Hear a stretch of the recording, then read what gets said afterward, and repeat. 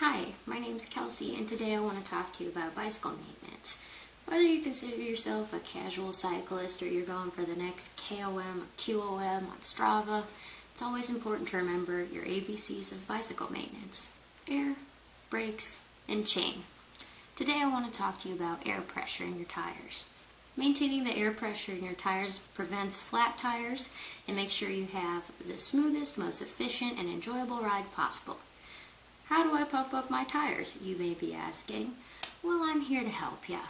Step 1, let's identify what type of valve your tire has. This is a Presta valve. A Presta valve is typically found on skinnier tires, like a road bike tire like this. It can typically hold higher pressures. This is a Schrader valve. A Schrader valve is typically found in bigger tires. You also see these on cars, and they have the little caps. Now that we've identified what type of valves we have, we can pick our air pumps. Many air pumps come with this adapter or a mechanism that allows you to pump up either the Schrader or the Presta. You see these types of valves with the adapters for both around town as well, at the fixed stations on the Lake Monoman bike loop and also on uw-stout campus. Once we've determined the valve on our tire, then we can figure out the air pressure we need. The best way to do that is to look at the sidewall of your tire. Skinnier tires, like road bike tires, typically have a PSI range of 80 to 130. They run higher because they are smaller and need more pressure, and you can see the sidewall on this tire. 120 PSI is the maximum amount you want to put in this tire. For a more hybrid tire, or as I like to call it, my getting around town bike, you can run anywhere from 40 to 65 PSI. A typical commuter could be anywhere from 35 to 70. It all just depends on your tires. So just make sure you check the sidewall of your tires. So we know what type of valves our bikes have. We know the air pressure we need. Now comes the fun part. We're going to pump up our tire. If you're lucky enough to own your own bike stand, or you go to one of the fixed stations around town, pumping up your tires becomes pretty easy. We can tell with a little pinch test that my tires are low. When you pinch your tires, you should get a little bit of resistance, but there should be enough pressure to stop you from pushing in this far.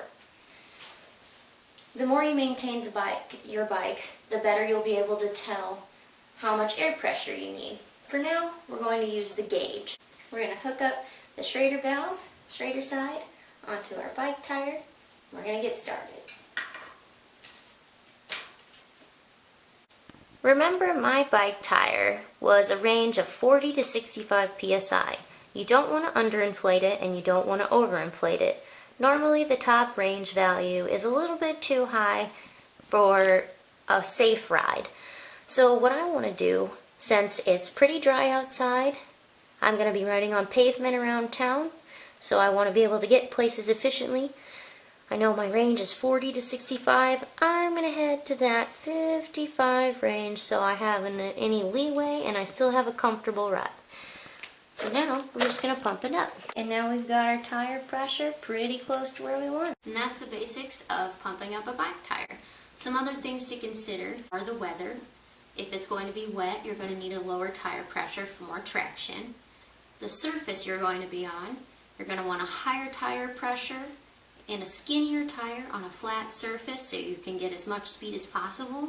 And if you're going over rocks or roots on an off-trail route, then maybe a lower tire pressure will make your ride more comfortable. Once you get in the habit of maintaining your bicycle, you'll be able to know by feel what sort of bike pressure you're going to need for the day or for the week. It's very important to keep up with your bike tire pressure, so checking it weekly is the best way to ensure the longevity of your tires and make sure you have the best ride every day. Well, that's it. That's all about bike tire maintenance. Thanks for watching.